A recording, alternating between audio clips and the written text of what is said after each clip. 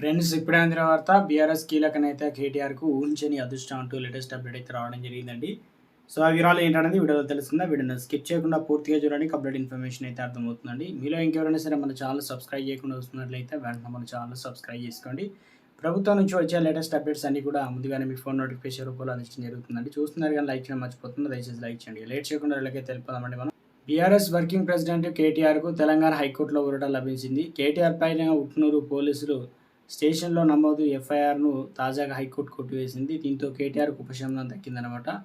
వివరాల ప్రకారం గతేడాది సెప్టెంబర్‌లో కేటీఆర్‌పై ఉట్నూరు పీఎస్‌లో కేసు నమోదైంది. కాంగ్రెస్ నాయకురాలు ఆత్రం సుగుణ ఇచ్చిన ఫిర్యాదు మేరకు పోలీసులు కేసు నమోదు చేశారు. ప్రభుత్వం 25,000 కోట్ల కుంభకోణానికి పాల్పడిందని కేటీఆర్ వ్యాఖ్యలు చేశారని ఫిర్యాదులో పేర్కొన్నారు. మూసీ ప్రక్షాళన పేరుతో కుంభకోణం చేశారంటూ కేటీఆర్ ఆరోపణలు చేశారు.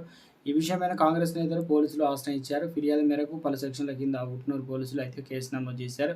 తాజాగా ఇరువైపుల వాదనలు విన్న జస్టిస్ కె. లక్ష్మణ్ ధర్మాసనం ఎఫ్ఐఆర్‌ను కొట్టివేస్తూ ఆదేశాలైతే